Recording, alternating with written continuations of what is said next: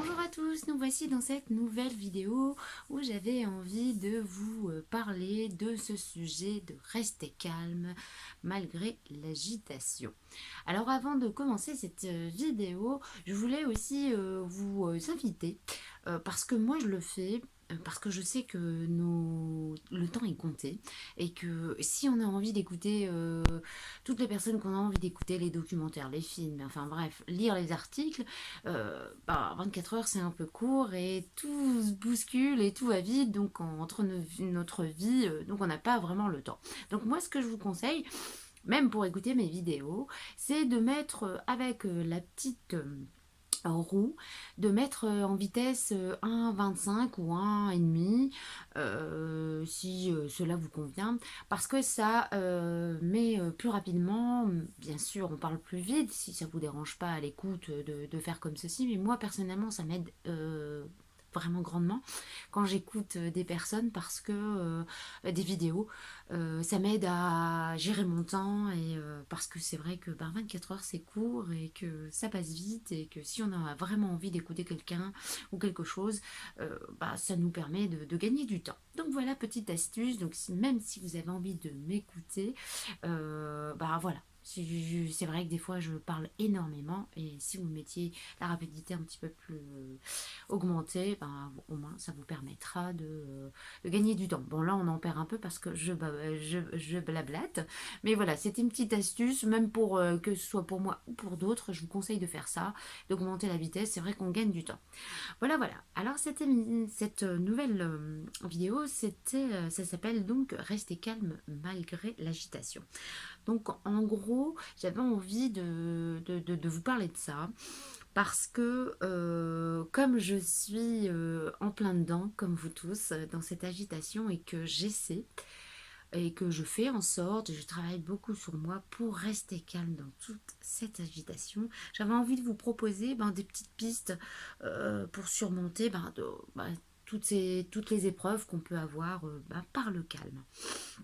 Alors, d'abord, le thème, pourquoi l'agitation, en gros, avec tout ce qu'on vit. Et c'est aussi une vidéo que j'ai vue hier de Stéphane Cuvelier, l'humoriste belge que j'ai reçu il y a un an, dans Parlons de liberté, avec les artistes. Et il avait été super sympa, il avait fait une interview avec moi et c'était très intéressant. Donc je vous invite à aller le regarder dans les vidéos si vous n'avez pas vu. Et donc hier, justement, c'est marrant parce que je m'en étais rendu compte et c'est là où toutes les synchronicités et puis la- pourquoi ma chaîne intuition, perception, ressenti, c'est que justement, pourquoi les choses arrivent à moi, pourquoi j'entends ça, justement parce que ça me parle. Il disait, je trouve que les gens, ils sont vachement agités, ils sont vachement excités et je trouve qu'il a raison. Donc voilà, donc j'avais envie de parler de lui parce que je l'aime beaucoup, et puis j'aime son humour caustique. Donc si vous avez envie de le suivre sur un des rares artistes quand même engagés, même si on peut comprendre, je veux dire, sans jugement, sans critique, on peut comprendre les autres qui n'ont pas forcément donné d'opinion ou qui ont donné leur avis et qui est pas forcément plaisant. Mais bon, Stéphane Cuvelier est un des artistes que j'apprécie assez bien, j'aime son humour.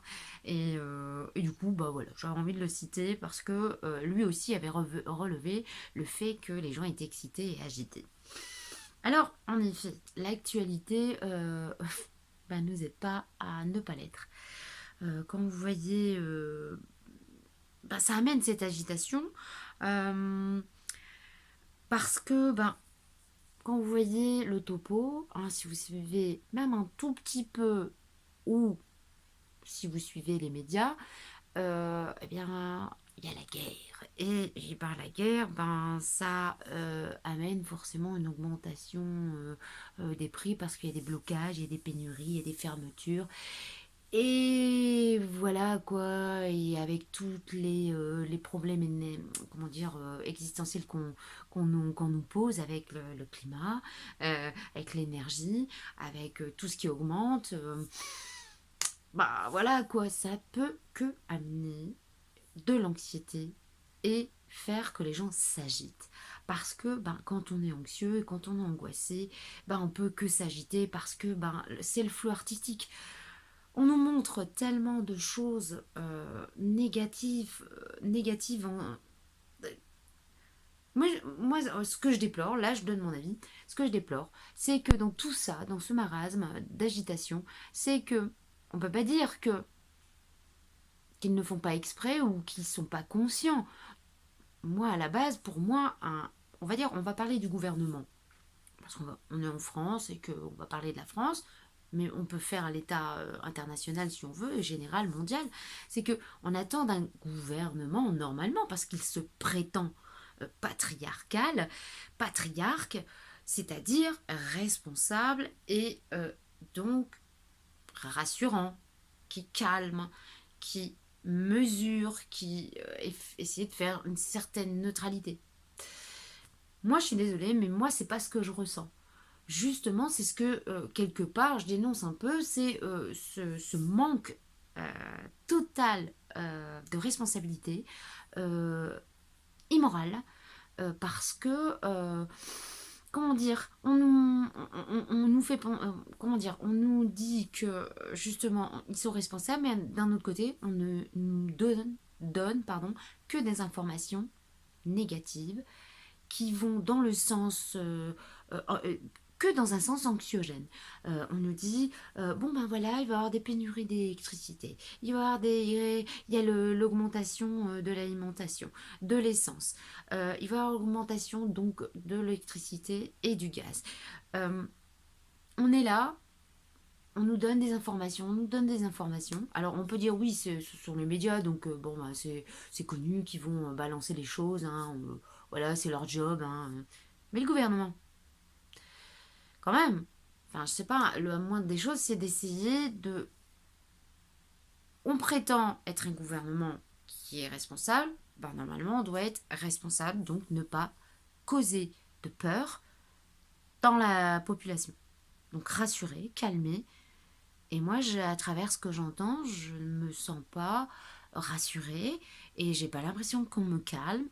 J'ai l'impression plutôt qu'on attise différentes haines, qu'on agite le chiffon blanc de part et d'autre, mais pour tout ce qui est sécurité, par exemple, on agite, on aime bien avec les faits divers en ce moment, dire qu'il y a une hausse de l'insécurité. Personnellement, j'ai 47 ans, j'ai toujours connu l'insécurité. Je ne dis pas qu'il n'existe pas d'insécurité. Je ne suis pas en train de dire ça non plus. Mais je veux dire, on grossit les choses, mais on rassure pas. Alors, on va rassurer comment? On fait le fameux triangle de Cartman. Il y a un problème, on vient au sauveur.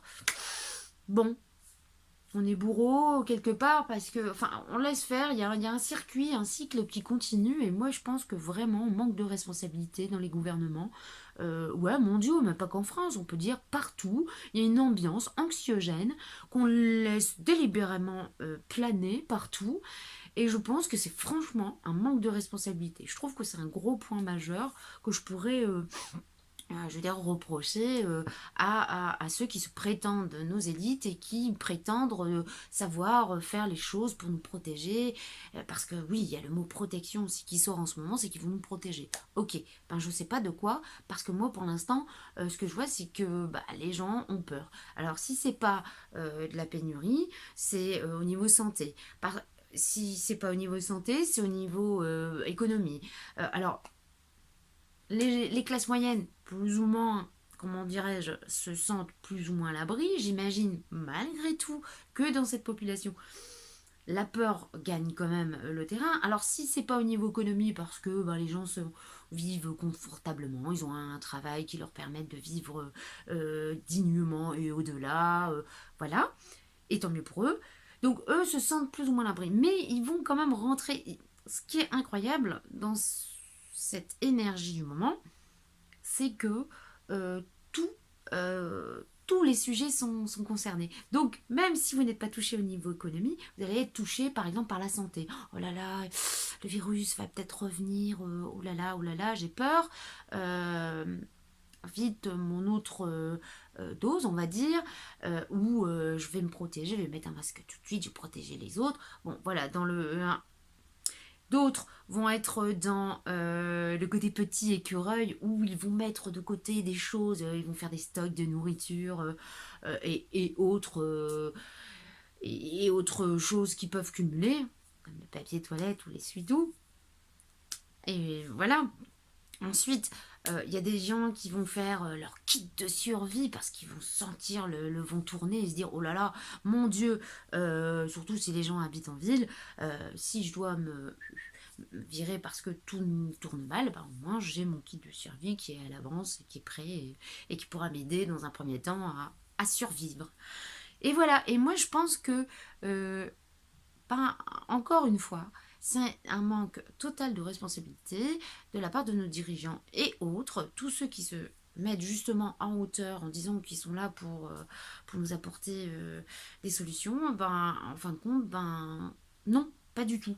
Donc, dans cette agitation réelle, il y a aussi les énergies du moment qui sont très fortes. Je parle toujours d'énergie, mais c'est vrai que les énergies ne vont nous sommes dans un cycle et dans une fin de cycle où on va dire c'est comme une essoreuse où ça va de plus en plus vite. Vous voyez la machine à laver quand elle s'élance, elle s'élance, elle s'élance et elle va à son maximum. Et je pense qu'on vraiment on est dans le mouvement de lessiveuse et que c'est ça cette agitation et qu'en baignant dedans c'est vraiment pas facile pour chacun de nous dans notre individualité de se sentir bien. Alors comme je dis, chacun à son échelle selon ben, son passé, peu importe son passé karmique, son passé humain, là, en tant que vie humaine, dans la vie que l'on a actuelle, dans d'autres incarnations, le fait que tout ça remonte, eh bien, nous agite. Peu importe à quel niveau. Il y en a qui vont vraiment, qui perdent vraiment la boule, entre guillemets, hein, je veux dire, il y a toujours voilà, un éventail divers de réactions. Et j'avais envie de discuter justement de la façon dont on peut essayer de ne pas se faire happer par cette agitation, parce que quoi que l'on fasse, quoi que l'on pense, je pense que si vous m'écoutez, vous êtes d'accord sur le fait que les choses sont inéluctables. Nous fonçons forcément droit dans le mur et la vie d'avant ne sera jamais plus la vie d'avant. Alors il y a les nostalgiques qui vont se dire ah bah ouais mais mince, moi j'aimais bien mon petit temps où c'est tout l'abondance, la fameuse abondance était là et coulait à flot. Mais on nous a laissé, on nous a embarqué sur ce grand bateau qu'est le Titanic, sur l'abondance. Et puis tout d'un coup, on dit, ben non, stop, c'est fini l'abondance. Bah voilà, mais fini pour qui? Pour quelle tranche de personnes? Pour quel... voilà, quoi, à quel niveau? Et ben disons que, bah, comme toujours, c'est toujours le bas de l'échelle qui trinque le plus, quoi. Et je pense que euh, l'échelle comment dire, de la souffrance commence à grimper et va commencer à atteindre de plus en plus de personnes. Il y en a qui vont avoir du mal à se relever parce qu'ils pensent qu'ils sont à l'abri, mais ils vont donc, oui, un peu se perdre. J'aime bien l'idée du chaudron dont Monique Mathieu parle. Je sais qu'il y en a beaucoup qui la connaissent aujourd'hui. Moi, je la suis depuis 2007. J'ai appris énormément avec les enseignements qu'elle canalise. Euh, et il parle les êtres de lumière, enfin, ce qu'elle a canalisé parle d'un chaudron, donc dans lequel nous sommes tous et qui est en train de chauffer et de bouillir presque. Et elle explique qu'il y en a qui sont déjà sortis du chaudron, il y en a qui sont au bord, en train de passer le bord, il y en a qui sont en train de grimper, il y en a qui sont au début en train de grimper, d'autres qui regardent ceux qui grimpent. Et comme ça, jusqu'à, on va dire, l'ignorance de ceux qui enfin oui, l'ignorance de ceux qui ignore les autres qui sortent de ce chaudron, donc de ce marasme, de cette illusion, de cette matrice, de cette façon de ce système, on peut parler comme ça, qui est en train inévitablement en train de bouillir et de se consumer. Et, et j'aime bien cette idée de, de chaudron qui explique un peu dans quel état d'être et dans quel état d'évolution on se trouve. Est-ce qu'on s'estime au fond du chaudron en se disant bah ouais mais non moi ça va, moi j'aime bien ce système, tout va bien, moi je trouve mon compte. Ceux qui se disent oh, bah ouais mais non, ceux qui se disent oh, il faut que je m'en aille, ceux qui sont partis. Après ça veut pas dire qu'on vit pas sur la même terre, mais c'est une façon de voir les choses et d'aborder les choses et de voir le chaudron, d'avoir conscience du chaudron, avoir conscience du contenant du chaudron, que il n'y a pas que le chaudron qui existe, qu'il y a autre chose en dehors du chaudron, vous voyez, au-dessus, en dehors, autre. Et ces niveaux, différents niveaux de conscience, ben, vont permettre à ceux qui sont encore dans le chaudron, ceux qui sont peut-être au bord, ceux qui sont dehors, peut-être de crier sortez, sortez, vous pouvez sortir, n'hésitez pas, n'ayez pas peur. Ceux qui vont tendre la main, ceux qui sont en train de grimper, ceux qui vont réceptionner, ceux qui sont en train de descendre. Et je pense que c'est par ces... voilà, j'aime bien commencer comme ça dans l'idée de trouver des solutions. Je pense que il est possible de s'en tirer, puisque en fait ce chaudron existe, nous avons tous été dedans, mais tout est possible. On peut y rester, on peut grimper, on peut en sortir, et on peut s'en détacher, malgré son existence. Et, et donc voilà, l'idée de pouvoir sortir de cette agitation, eh bien je pense qu'il faut, dans un premier temps, dresser le bilan de ce qui nous angoisse. Donc, est-ce que pour nous, la santé est primordiale? Donc, allez, allons-y. Qu'est-ce qui nous fait peur dans la santé? Euh, ben moi, personnellement, j'ai une santé fragile, ou alors j'ai des personnes dans mon entourage qui sont fragiles ou qui sont décédées de maladies graves, ou voire du Covid. Et donc, du coup, ben moi, j'ai eu peur pour moi. Donc, j'ai voulu me protéger. Et donc, analyser tout ça, ou alors tout simplement pas par rapport à la crise sanitaire qu'on a vécue. On peut être bah, tout simplement, je vais citer le mot, c'est vraiment voilà, il n'y a pas de critique, de jugement, c'est juste pour citer des choses pour que les gens puissent percevoir un peu ce que je veux dire. L'idée, c'est les hypochondriaques, c'est qu'ils vont se trouver, ils ont un petit rhume, ça y est, ils vont mourir d'une pneumonie. Enfin, vous voyez, après, euh, ceux qui, voilà, qui sont centrés sur leur santé, ben, essayez de faire le bilan de ce qui vous angoisse au niveau santé. Ensuite, ceux qui sont dans les angoisses au niveau économie, ben, qu'est-ce qui vous fait peur dans l'économie? Le fait de manquer, qu'est-ce qui vous fait ce... Est-ce que c'est quelque chose dans l'enfance qui vous a perturbé?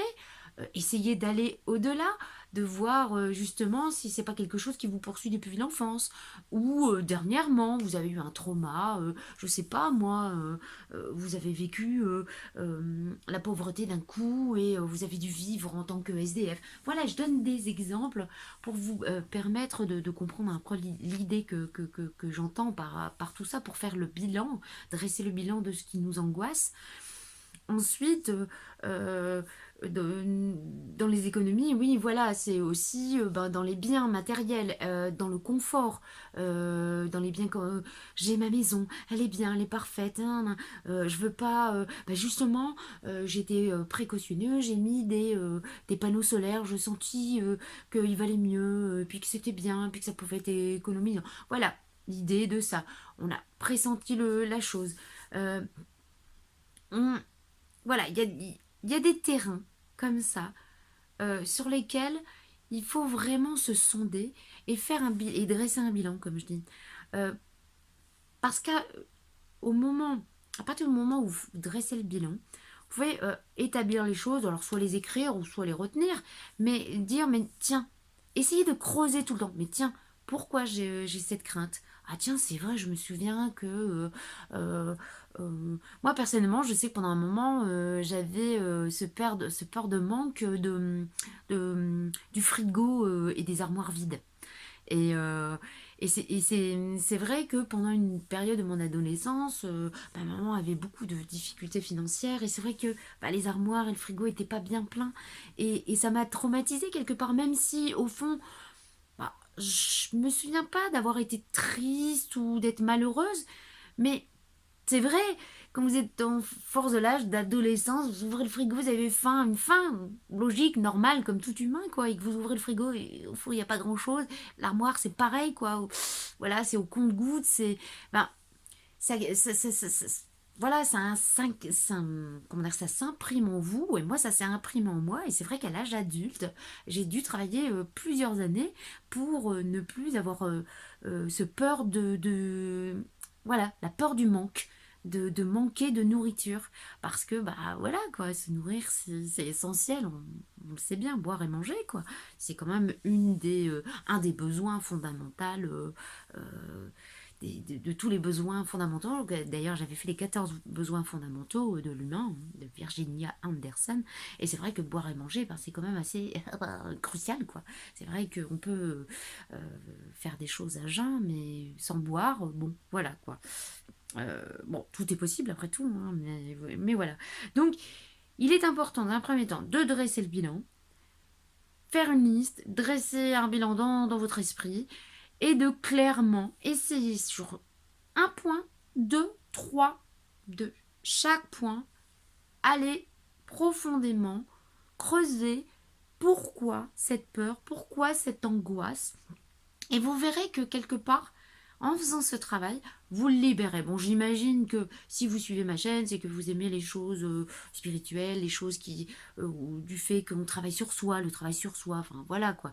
Donc, j'imagine que vous connaissez ce genre de méthode, mais vraiment, je pense que dresser le bilan de ces angoisses et ces peurs, ça peut vraiment mettre des mots sur ces émotions, ces ressentis, peut vraiment nous aider. Parce que en mettre des mots, on peut du coup trouver des solutions, dire ben tiens, la peur de, ouais, le manque, euh, qu'est-ce qui, enfin, qu'est-ce que ça prétend, enfin, qu'est-ce que ça sous-tend, toi, quelle angoisse profonde, parce que le manque de manger, ça peut, comme moi j'expliquais, c'était quelque chose que j'avais vécu, donc c'était une sorte de trauma que j'avais besoin comment dire, de soigner en me rassurant, en m'auto-rassurant. Euh, donc c'est pour ça que je rappelle le fait qu'il titille tous ces petits points en nous. Ils nous titillent, ils appuient sur chaque point, chaque faiblesse que l'on a en nous. Et c'est pour ça que là, ils vont pas nous faire comme il y a 2 ans, c'est le coco, point. On reste là-dessus, voilà, confinement, tout autour de ça, tout autour de la santé. Maintenant, c'est autour de tous les sujets, climat, santé, énergie, nourriture, enfin, pénurie, enfin voilà quoi, fin de l'abondance. Tout d'un coup, on se rend compte qu'on a trop consommé, enfin vraiment, on hallucine quoi. Donc voilà, moi je pense que vraiment, je répète encore et encore une seule fois, c'est faire le bilan de vos angoisses et de vos peurs et vraiment travailler là-dessus. C'est chaque cible que vous avez, chaque chose que vous avez ciblée, c'est vraiment creuser et essayer de trouver des alternatives à apaiser et à rassurer. Parce que si vous attendez de l'extérieur qu'on vienne vous rassurer et qu'on vienne vous calmer, vous n'y arriverez pas. On doit vraiment retrouver sa souveraineté individuelle, mais c'est être gérant de nous-mêmes, c'est être bah, notre propre patriarche, notre propre maman, notre propre papa, et parce que on est vraiment dans une telle agitation qu'on ne peut compter que sur soi-même. Ça ne veut pas dire qu'on ne doit pas compter sur les autres et qu'on doit rester égoïste, mais vraiment, comme je disais la dernière fois, il faut rester vraiment centré sur soi. C'est très très important pour n'avoir confiance qu'en soi. Arrêter Cessons, je pense, il est vraiment important d'écouter l'extérieur qui nous agite. Tout ce qui est... Vous voyez quand je vous parle de l'ange et du démon, eh ben, l'extérieur c'est un peu pareil. Si vous sentez que dans ce qu'on vous dit, ben, ça vous fait peur, ça vous rassure pas, ben, excusez-moi, mais rien de responsable dans le discours. Quand il y a quelqu'un qui vous explique les choses, mais avec mesure, qui essaie de temporiser, ben là j'ai plus confiance et là je sens plus de responsabilité autour de ça. Moi j'ai plus envie d'entendre quelqu'un parler avec responsabilité, mais une vraie responsabilité, que quelqu'un qui va vous dire parce qu'il est spécialiste qu'on va tous mourir demain de froid, de faim et qu'on va plus avoir d'essence et que on va plus pouvoir aller dans les centres-villes avec les voitures. Enfin, c'est un point parmi tant d'autres hérésies qu'on entend, mais enfin voilà, tout d'un coup, ça a été l'abondance et maintenant, stop. On ne pouvait pas s'y attendre. Enfin, on ne pouvait pas s'y attendre avant que ça allait s'effondrer comme ça. Enfin bref. Donc voilà, faites le bilan. Prenez chaque point. Vraiment, c'est important. Centrez-vous sur vous, sur toutes ces peurs, toutes ces angoisses, et essayez d'y remédier une par une. Si c'est qu'une, c'est parfait. Si c'est deux, et alors trois, c'est pas grave. Une par une. Vraiment, dans l'ordre d'importance de vos angoisses. Vous voyez, pour vous, c'est le manquement, oh, mes armoires vides. Oh là là, j'ai peur d'avoir froid, par exemple. Je crains de plus avoir de voiture et de devoir aller à vélo, c'est mon pire ennemi, le vélo, je peux pas supporter ça. Enfin voilà, vous voyez, j'ai essayé vraiment de mettre un point sur chaque crainte, chaque angoisse, et vraiment de l'apaiser vous-même, mettre du baume, et vous allez voir, vous allez réussir. Vous êtes votre propre maître, vous allez réussir. Faites confiance à votre pouvoir intérieur, il est votre premier guide, votre intuition, votre première voix. La voix de l'ange, c'est toujours de votre petit ange qui vous parle, c'est toujours la voix de celui qui va vous rassurer et vous calmer. Il va jamais, l'autre va toujours dire ah mais t'as vu, ah mais t'as vu ça, ah, mais oh là là t'as vu ça, c'est peut-être attention, le doute c'est l'ego, mais il peut nous aider. Faisons de notre ego un allié et pas un ennemi, vraiment, vraiment, vraiment. C'est l'utiliser à bon escient, mais ne pas se laisser surmener par cette petite voix de l'ombre qui nous dit ah, faut que t'aies peur, attention à ça, n'aie pas confiance. Voilà. Laissez la jauge de l'intelligence intuitive, mais vraiment.